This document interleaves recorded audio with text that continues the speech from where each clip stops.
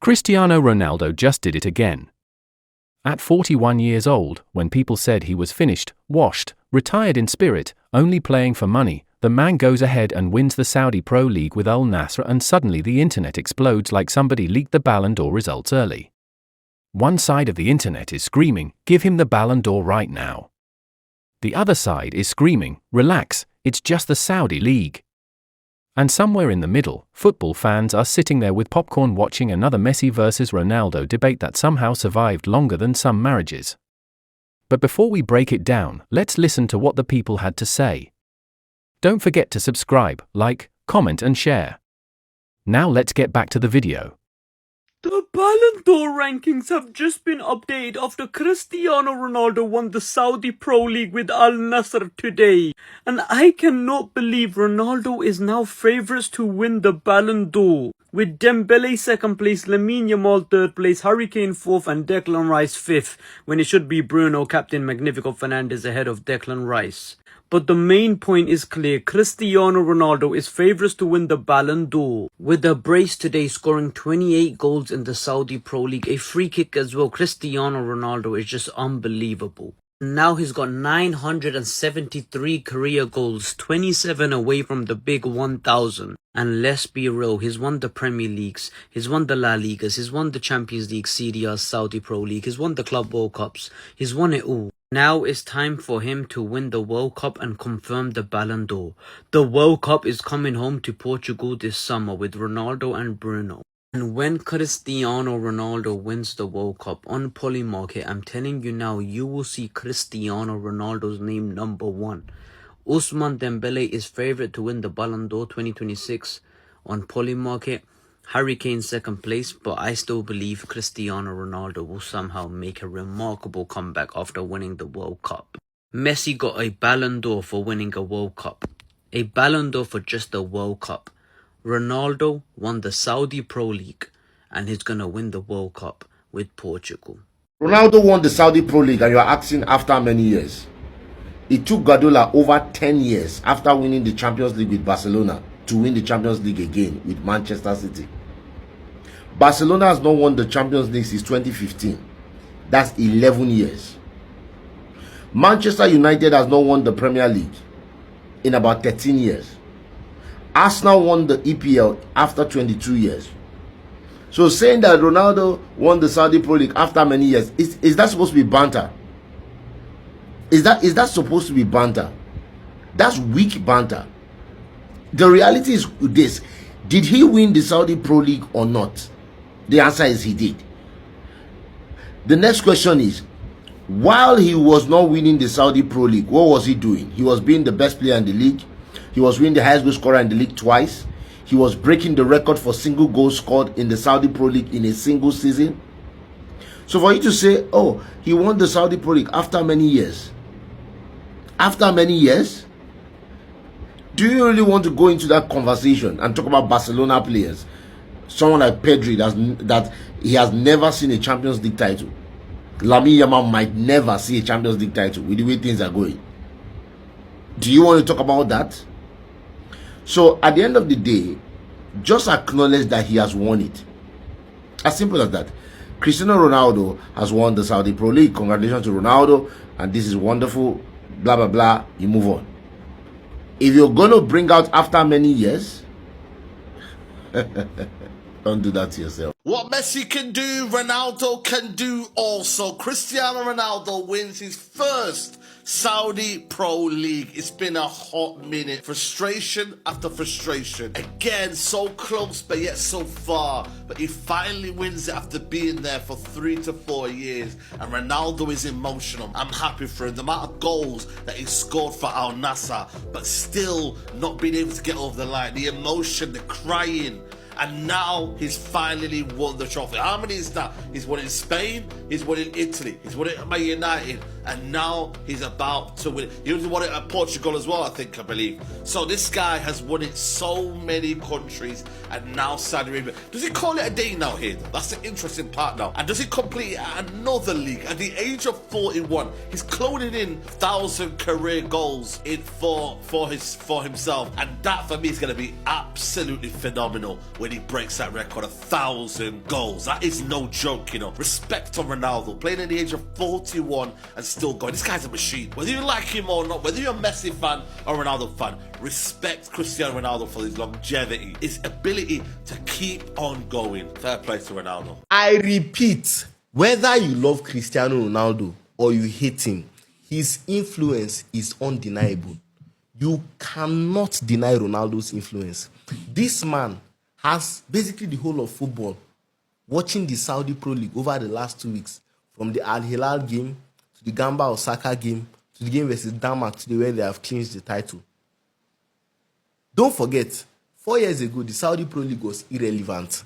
Saudi has always had money. I always say that they needed a face to put behind these billions. His influence did not just even stop in, bringing his fans and other football fans to watch the league. No. As soon as Ronaldo went there, there was a plethora of reactions. Other players saw that, okay, this is actually legit and we can go there. Neymar went there. Benzema went there. Mane went there. All these Felix, all these guys that were playing at top European clubs, Ronaldo pulled them to that league. That's why when people come out and say that, oh, Ronaldo has spent so much money and the Saudi Pro League project has failed. You don't know what you are talking about. Go and check their revenue and go and understand what Saudi is actually trying to achieve. Not what you guys are seeing. Just go and do your research and then you understand why I'm saying this. But his influence is undeniable. I go to every single app from TikTok, Instagram, X, everybody. The conversations right now is around the Saudi Pro League. And do you think that the investors will not be happy with this?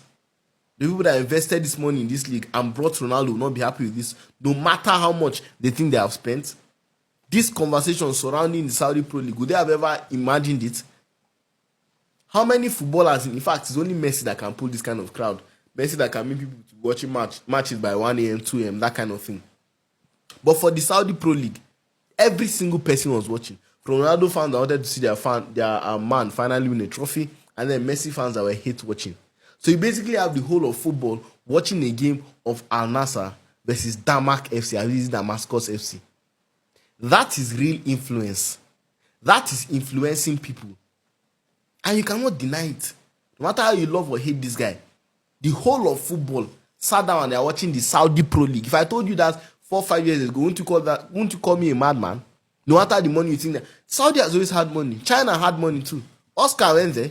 Why didn't you start watching that league? Because somebody as influential as Ronaldo didn't go there. But now that he has gone there, you can see the influence. You can see how the league has become. You can see what the league is even becoming. And you can see how much this man too believes in the project.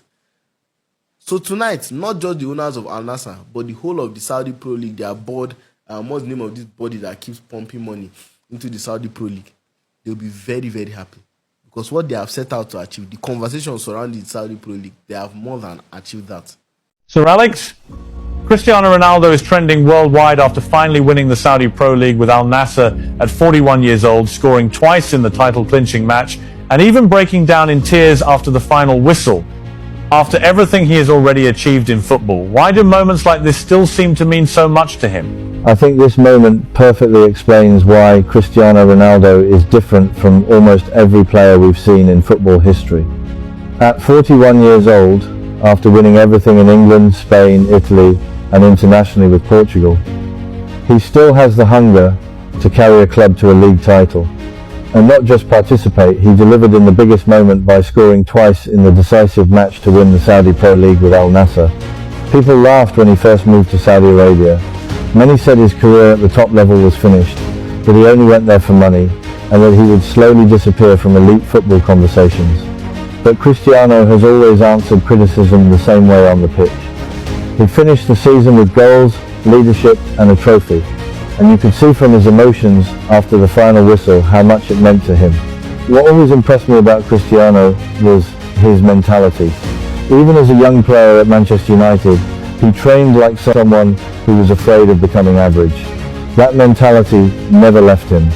At 41, most footballers are long retired, but Ronaldo is still deciding titles, still trending globally, and still carrying expectations before another World Cup. That level of discipline, self-belief, and obsession with winning is extremely rare.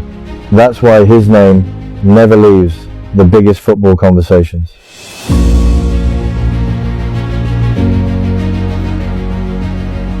Cristiano Ronaldo finally wins the Saudi Pro League title, his first since he moved to Saudi Arabia. Absolutely incredible game. 4-1 win for Al Nassr against the Mag in the last game of the season. They needed a win to top the league, to go over Al Hilal, because at one point they were tied 0-0 and Hilal scored 1 goal in their game, and they were ahead of Al Nassr in the table, because in Saudi Arabia it goes based off of head-to-head matches, and Al Hilal defeated Al Nassr 3-1 in the first meeting in the season. But I'm so happy for Ronaldo, man. I'm so happy for the GOAT. One of the GOATs of football. The guy has the mindset of a champion. He has strong mindset. Everybody wants to win against him. Everybody said he's done with football. Leave it before it leaves you. This guy at 40 years old, he is still doing it at a top level. He's going to be in the World Cup, and I hope he wins because he deserves it. For what he did for football, he deserves a World Cup. Just like Messi got one, I think he deserves one too. This guy is the point of reference for any footballer that wants to be a professional player. This is the guy that you got to look up to. His mentality, his drive. And I'm so happy to see him. The guy was crying after the game. And honestly, hats off to him. Hats off to Al Nassr. They won the league against all the odds, against all the negative talk about Saudi Pro League and Cristiano Ronaldo. So thank you, Cristiano Ronaldo, for what you did to the Saudi Pro League and to football in general. Here's the thing. The reactions online were actually fascinating because they revealed something bigger than just Ronaldo winning another trophy. They revealed how emotional football fans become when discussing legacy, greatness, loyalty, and what success even means in football anymore. Some fans online were saying Ronaldo should now be favorite for the Ballon d'Or after winning the Saudi Pro League and continuing his insane goal-scoring form. Others brought up his career achievements like winning leagues in England, Spain, Italy, and now Saudi Arabia. And honestly, whether you agree or not, that achievement is ridiculous. Think about it for a second. Most footballers struggle to dominate one league. Ronaldo has won titles in multiple countries, in completely different systems, cultures, and football styles. The Premier League is physical. La Liga is technical. Serie A is tactical. And now he adds Saudi Arabia to the list. That level of adaptability is rare. But this is where the conversation gets interesting. Some online reactions immediately jumped from Ronaldo won the league to Ronaldo deserves the Ballon d'Or and the World Cup. Now that's where emotions start driving the car instead of logic. The Ballon d'Or is supposed to reward the best overall football performance in a season. Team trophies matter, individual stats matter, performances in major competitions matter, consistency matters, and yes, narratives matter too. Football has always had narratives. That's why some fans compared Ronaldo's situation to Lionel Messi winning the Ballon d'Or after Argentina won the World Cup. Their argument was basically, if Messi got rewarded heavily for the World Cup, why can't Ronaldo get similar treatment if Portugal wins something massive? And you know what? That's a fair discussion to have. But football debates online sometimes move so fast that facts get left behind like defenders chasing prime Ronaldo on a counter-attack. Some fans were also saying players like Pedri or Lamine Yamal might never win a Champions League title. First of all, football changes very quickly. A club can struggle today and dominate tomorrow. Just ask Manchester City fans before Pep Guardiola arrived. Football history is full of cycles. And speaking of Guardiola, some reactions mentioned how even Pep took years to win another Champions League after Barcelona. That point actually highlights something important. Winning trophies is hard. Football fans sometimes talk like trophies are delivered by Uber Eats. Why hasn't he won this? Why did it take 3 years? Why no Champions League? As if football isn't insanely competitive. Even giant clubs go years without major trophies. Arsenal waited a long time for another league title. Manchester United have struggled to return to their old dominance. Barcelona themselves went years without winning another Champions League after 2015. So Ronaldo finally winning the Saudi Pro League after several frustrating seasons clearly meant a lot emotionally. And people noticed that. Fans online talked about him crying after the victory, celebrating passionately, looking relieved. that emotional reaction matters because it reminds people that even global superstars feel pressure. And let's be honest, Ronaldo's mentality is probably the most respected part of his career now. At 41, most players are retired, coaching, doing podcasts, or arguing with referees in charity matches. Ronaldo is still scoring goals professionally and chasing 1,000 career goals like it's a side quest in a video game. That's why even some rival fans give him respect. You may prefer Messi. You may think another player is greater. But Ronaldo's discipline and longevity are almost impossible to deny. Now, does winning the Saudi Pro League automatically make him the best player in the world again? That's where opinions split heavily. Critics argue that the Saudi Pro League is not at the same competitive level as Europe's top leagues. Supporters argue that Ronaldo is still producing elite numbers at an age where most players can barely jog through a five-a-side match without needing ice packs afterward. Both sides have points. And that's what makes football debates fun.